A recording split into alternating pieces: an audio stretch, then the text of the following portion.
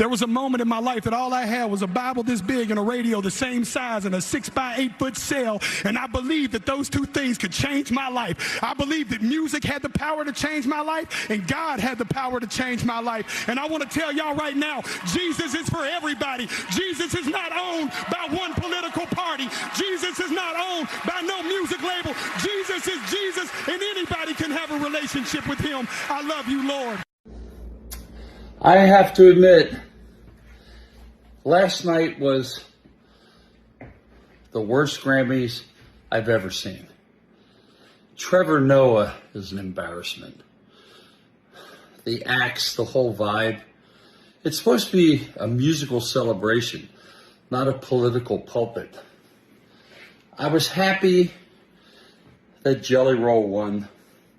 He's a real singer, real guy. The other songs out there are just production numbers. They're not like a song you can sit down and play on your guitar. Sabrina Carpenter was great. She was cute, had a nice production. But all the political rhetoric, I mean, God almighty. If you do win an award tonight, don't use it as a platform to make a political speech, right? You're in no position to lecture the public about anything. You know nothing about the real world. Most of you spent less time in school than Greta Thunberg. So, if you win, right, come up, accept your little award, thank your agent and your God, and... It's an entertainment show. I'm a little out of breath. I ran up the steps. Hey, my old Bronco. Boy, Grammys, Golden Globes, and the Oscars.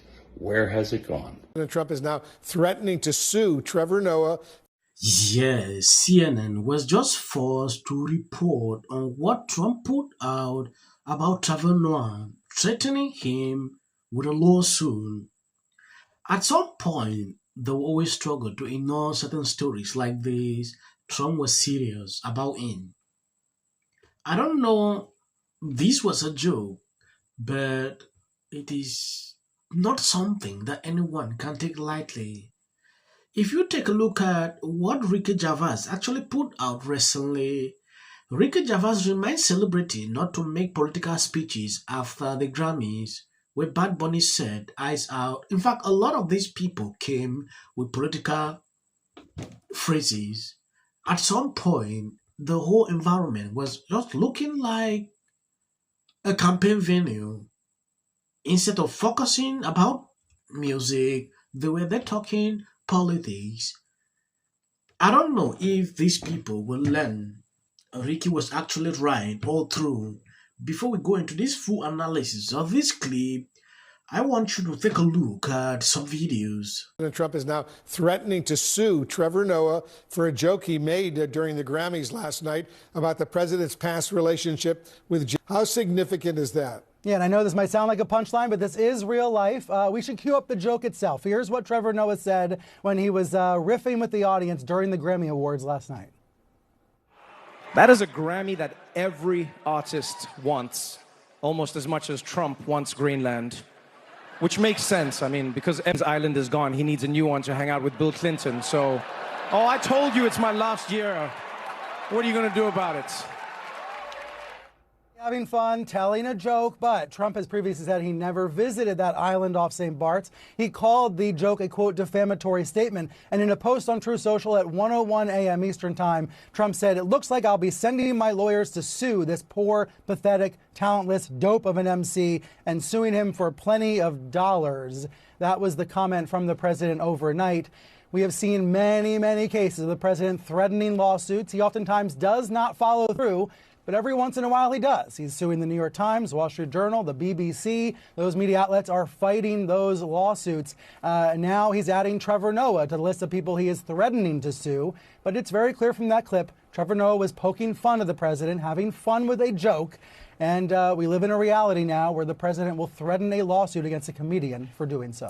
Brian Stelter, appreciate it very, very much. Thank you. Last night at the Grammy Awards, singer Billie Eilish, pretty famous person, had this to say. Here's cut one. No one is illegal on stolen land. And our voices really do matter. That sound dropout that you heard was Billie Eilish making a profane statement against ICE, by the way. Starts with an F, ends with a U. Very classy way to talk about the police, Billie. What does she mean by stolen land? Radical communists like Billie Eilish, who profits handsomely, I might add, from American capitalism, believe that America was stolen from the Native Americans, meaning that we have no right to enforce laws today, chiefly immigration laws. By the way, Billie Eilish lives in a $14 million mansion in Los Angeles on property that was once inhabited by the Tongva tribe. So far as we can tell, she hasn't taken any steps to return her mansion and surrounding property to its rightful owners, but we'll keep you posted. People like Billie Eilish are, of course, stupid, but what she says has influence, and what she means is that she doesn't believe the United States actually exists as a legal entity, as a nation. Oh, and you know something else. When Billie Eilish was in Ireland recently, she actually said this to her audience, cut 7. Well, as you guys know, this very clip is going around on social media. A lot of people are taking offense on what these people actually put out. America is a stolen land. Okay, everybody is free. No laws should be implemented. According to them, I have never seen something like this before. I don't know. This is actually not the first time this BA is doing this. I've watched recent concert. They will stop everything. They will come out to make political statement, go after Trump. That is what I have been saying. Even during the campaign period with Kamala Harris, this same crew, they did the same. So when I saw what she actually said, I was like, I'm used to. Not only be the law of these Hollywood celebrities putting out this kind of statement. as you guys know, I'm Irish, so it's cool. I am not from here, Avida, but it's really cool to come somewhere and like everybody looks exactly like you. Oh, really? A white American telling a foreign audience she likes to go places where everyone looks like her? Sounds kind of racist to me. This stolen land business is a core belief of third world communist anti-colonial ideology. Yes, while a lot of people argue that that was not a joke, it was an attack. That is what I see on Twitter. A lot of people actually put out. There is one clip that is actually outstanding. This lady refused to give these people standing ovation. Standing ovation for Ice Out. I'm going to sit down. You should all be ashamed of yourself. We love America. I love our law enforcement. Platforms should be utilized. You want me to be honest? Be real. That's all you can be. This is what I do. What you do? The best advice. What's the best advice? Okay, ready? I mind the business that pays me. I get up in the morning, I pray, and I work out. Take center stage. Take a look. Before I say thanks to God, I'm going to say Ice Out. It turns out we're very excited to announce that starting next year, the Grammys will have a brand new home right here on ABC. That's right. I don't want to make it long. I think I'm going to end here. At some point, when I look at these people, I actually just get speechless. I want to appreciate people supporting, sharing out the videos. God bless you abundantly. Never stop in supporting the channel. As of the short clips you see at the end, that is for the wider algorithm. You can always skip.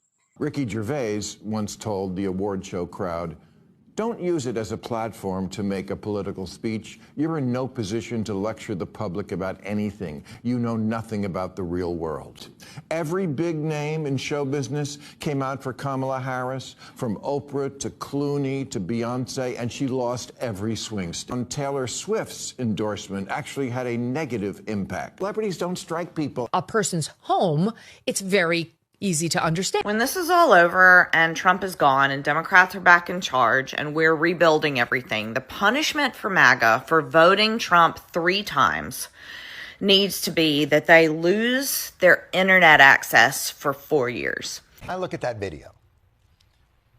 I don't see both sides in a dogmatic. The Golden Globe for Best Editing goes to the Justice Department. This is for her. This is for the people in the United States who are terrorized and scared today. Yes. Of course, this is for the mother. Babies are upstairs watching. Y'all better be off them damn phones and watching me. Them. Thank you, everyone. I'm a little in shock about that. Maduro. Let your hatred and sit this one out. Well, these guys. There you go. $1,500. Let's see if they get the. Well, I want to see them get it. MAGA's going to break up because of Donald Trump's criticism of Robin. Can sit at either place. Thank you for coming. I really appreciate it. So you and your husband were friends. Everybody knew that wasn't true. A dangerous relative as a likely suspect. A tip that led to her brother Nick.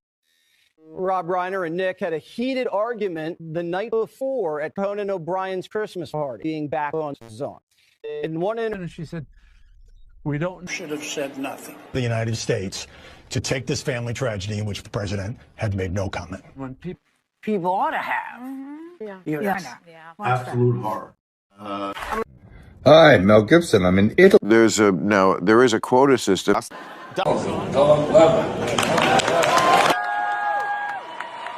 I am so sick of Hollywood